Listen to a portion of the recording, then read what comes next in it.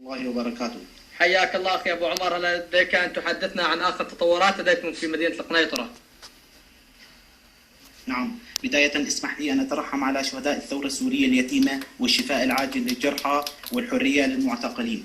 نعم، وفي تفاصيل الأحداث فإن حربا حقيقية تدور الآن بين رحاها الآن في مدينة البعث وخان أرنب في ظل انقطاع التيار الكهربائي، يترافق بقصف عنيف من قيادة اللواء 90 الواقع في بلدة الكوم. يستمر النظام الفاقد للشرعية بتدمير التاريخ السوري، وذلك من خلال قصف الخان الأثري موجود في بلدة خان أرنبة والتي أخذت اسمها منه، بالإضافة لبعض الحارات القديمة. كما يحاول أبطال الجيش الحر هناك بالدفاع عن الأهالي والأوائل نعم التاريخية الموجودة في المدينة العسكرية المتواجدة على مفرق الكوم أو على مفرق كوم من حيرس، وقيادة حتى هذه اللحظة سقوط 7 قذائف من المدفعية الثقيلة والهاون على القرية.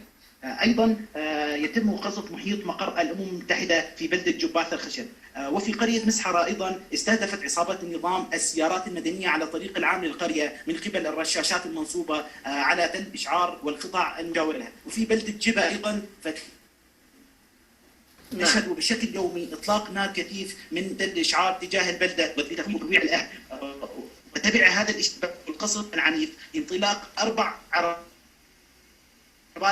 BDM بالإضافة ل5 سيارات دوشكا باتجاه مدينة خان أرنب، بالإضافة إلى إغلاق جميع مداخل ومخارج المدينة تحسب من سيطرة الجيش الحر على المدينة. كما أن هناك حصار لبعض المدنيين في وسائل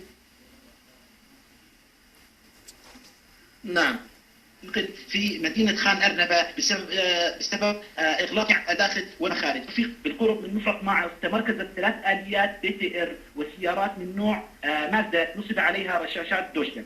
أما بالنسبة للحالة الإنسانية فتعيش قرى محافظة القنيطرة حالة إنسانية صعبة، حيث هناك نقص حاد في المواد الغذائية والطبية والكادر الطبي. أيضا هناك نقص بمواد التدفئة والوقود، كما هناك صعوبة بالغة بالحصول على نعم مادة الخبز بسبب افتقار الأفران.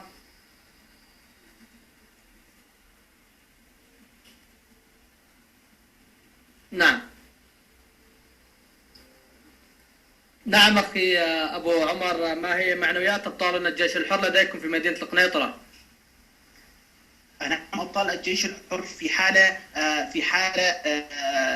حالة من البسالة والشجاعة